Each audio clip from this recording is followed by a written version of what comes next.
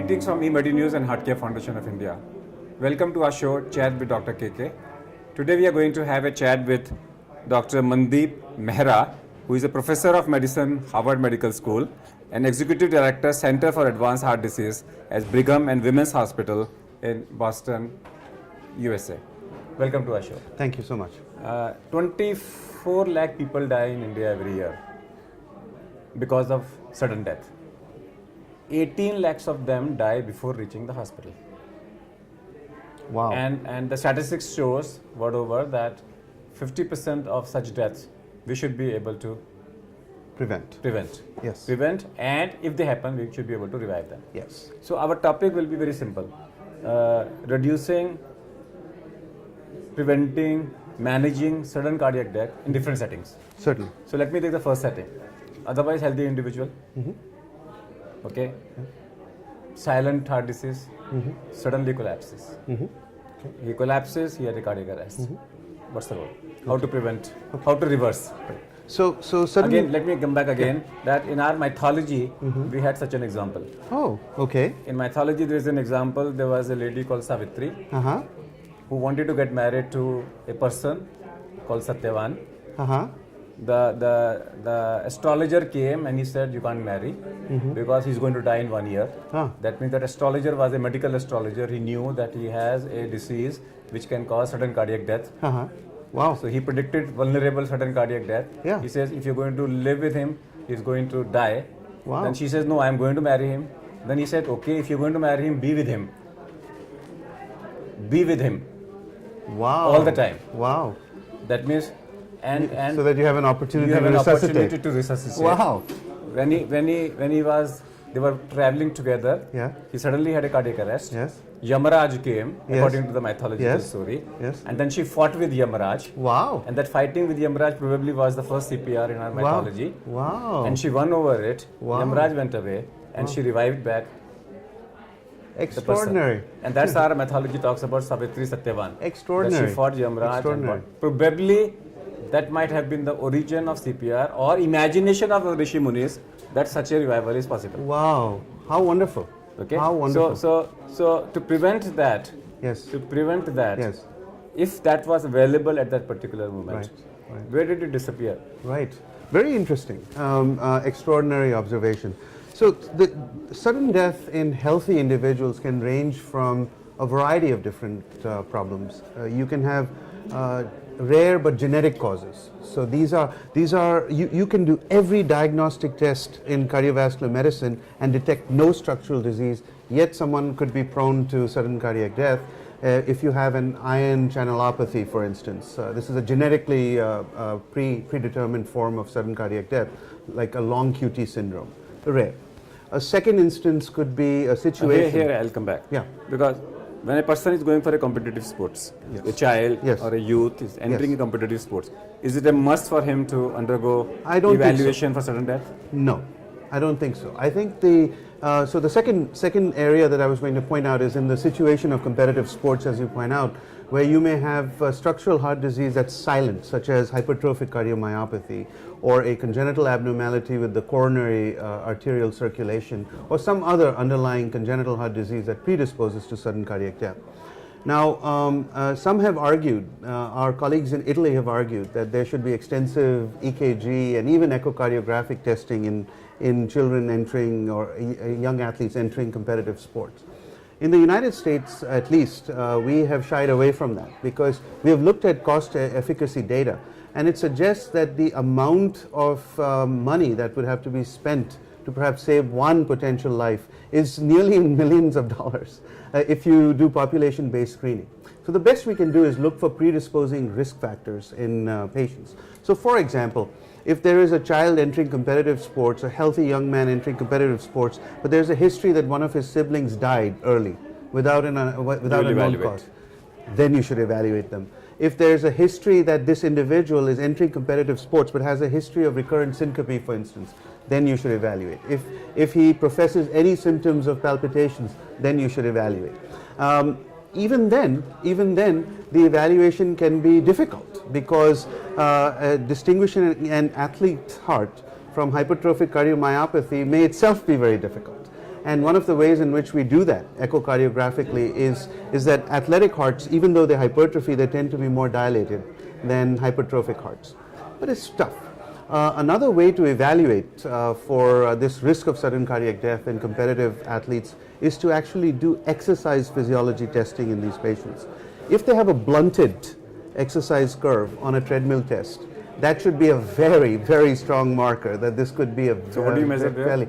So if you place them on a treadmill test and they in fact don't have a expected rise in blood pressure of at least 20 millimeters of mercury with exercise, that's a very, very strong negative prognostic marker. That usually indicates that you have uncovered a left ventricular gradient at the outflow tract. Some people with exercise develop a significant LVOT gradient. Yes. Otherwise, they have no signs of hypertrophic cardiomyopathy. Exactly. You have precipitated or you have unmasked LVOT obstruction. Exactly. These patients also at high risk. These patients are at very high risk, and there's data to suggest that if your resting gradient across the valve is about 30 millimeters of mercury. 1-3. No, 30. 30. 30, which is a significant gradient, that predisposes you to a higher risk of sudden cardiac death. Even if it is after exercise. No, after exercise it should go up much higher, or with other provocative maneuvers. As you might imagine in hypertrophic cardiomyopathy, any maneuver that reduces the ventricular size is likely to provoke the outflow tract gradient. So for example, if you decrease preload in any way, by Valsalva for instance, you could uncover a gradient.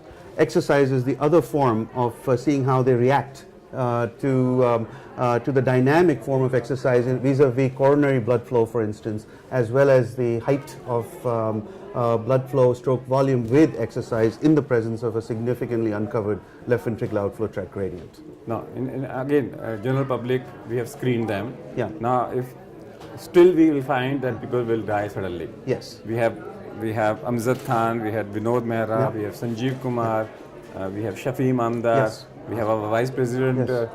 Krishna Kant who died in office Yeah. with a sudden cardiac death. We have Sunil Dutt died in office. Yeah. And when people like them Yeah. who have best of the facility, they die. Yeah. Yeah. So therefore, the role comes as a bystander.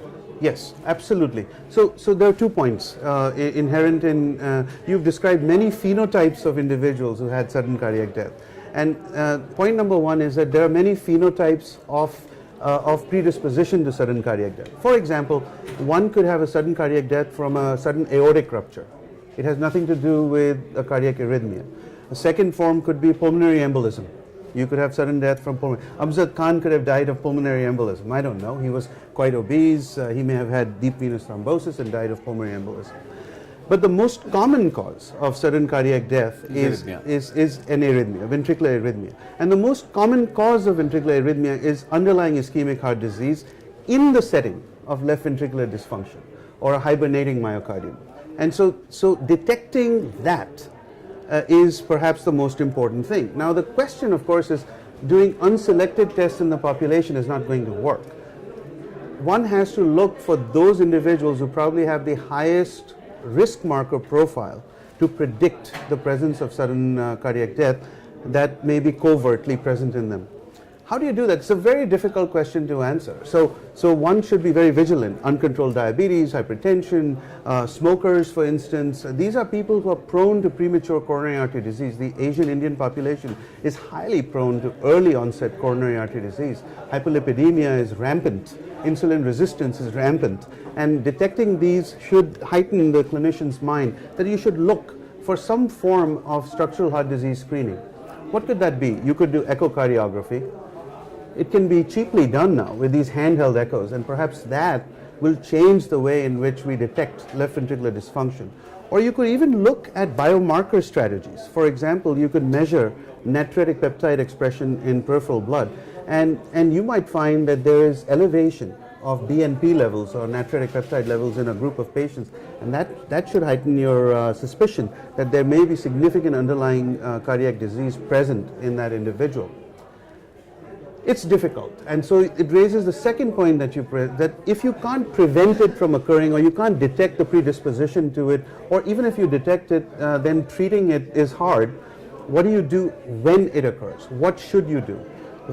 Perhaps the most important thing is that we need to teach the patients and their significant others and the population surrounding them on how to resuscitate patients with sudden cardiac death.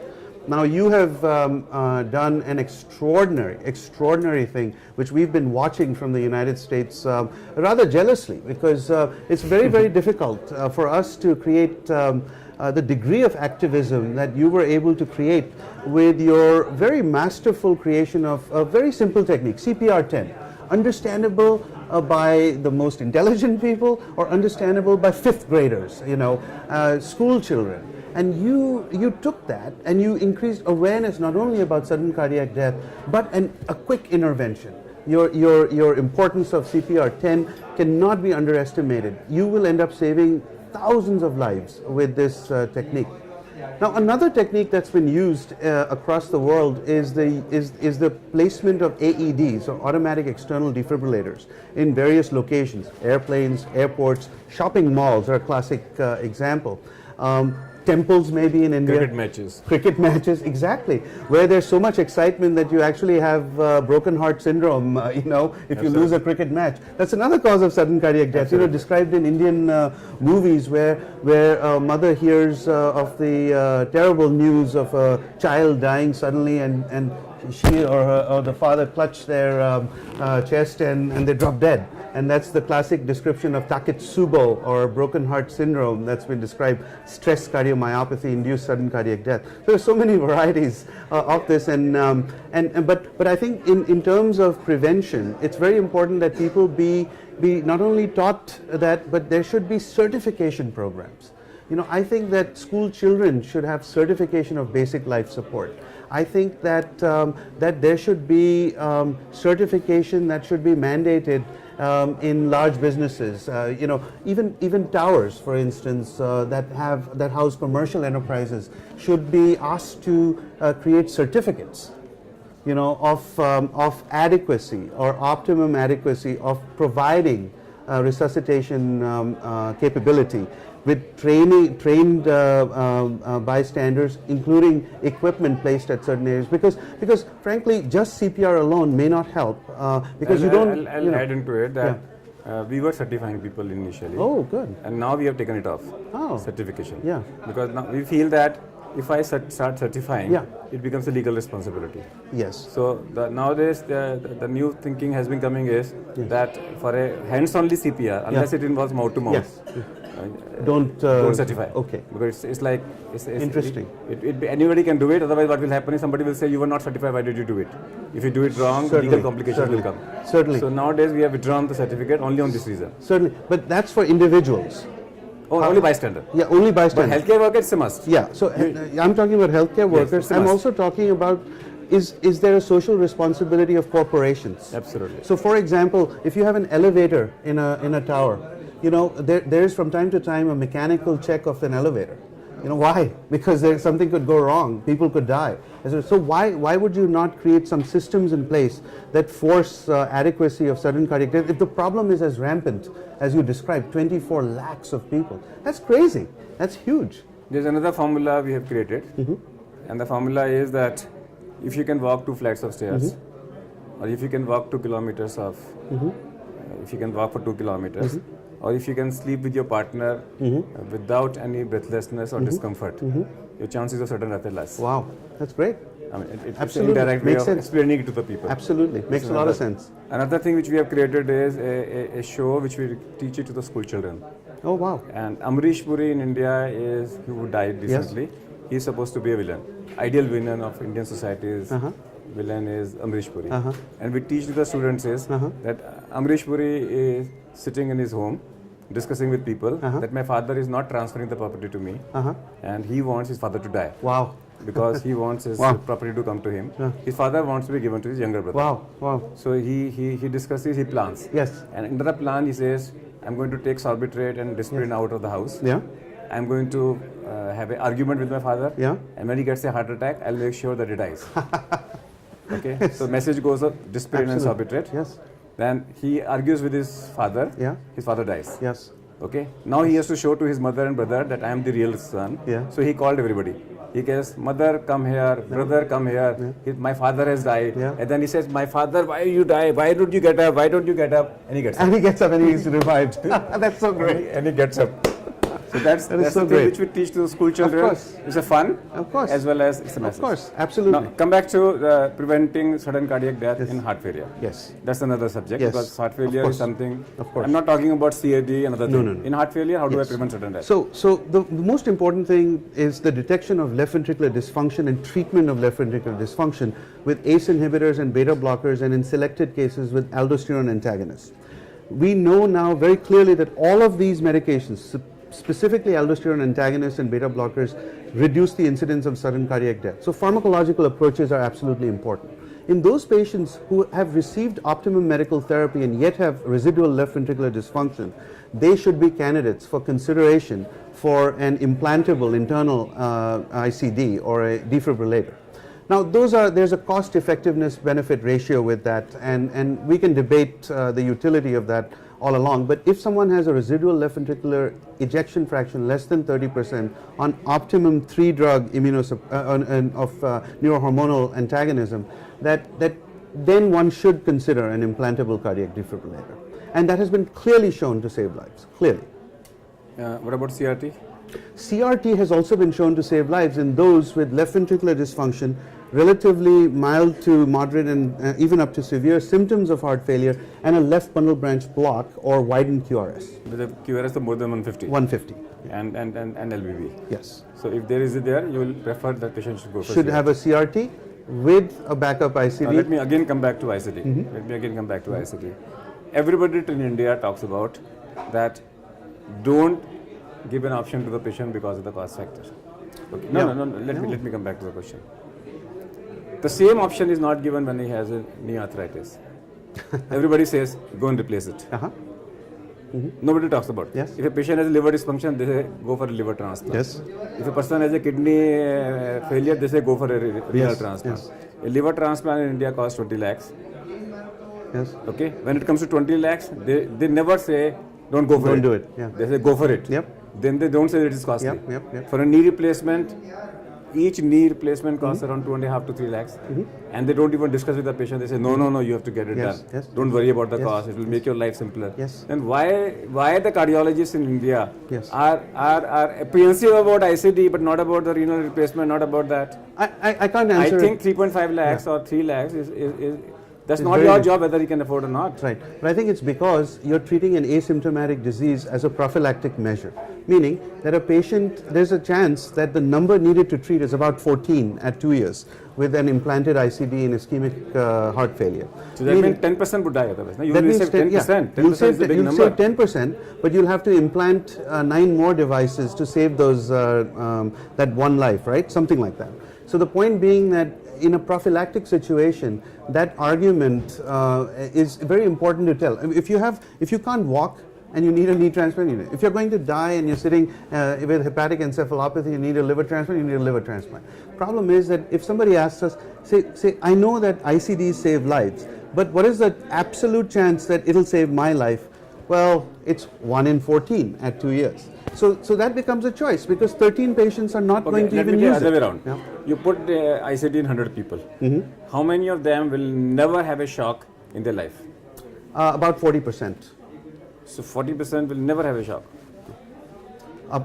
Now we have data out to 8 years, okay, where the number needed to treat becomes 1 in 2. That means by 8 years, only 1 in 2 people will have had their life saved from an appropriate ICD. That's a big number. It's a big That means number. if you want to live for 8 years, you need an Yeah, ICD. yeah, half. That's 50%. But you asked a very specific question. You said how many may not need it. Half may not need it.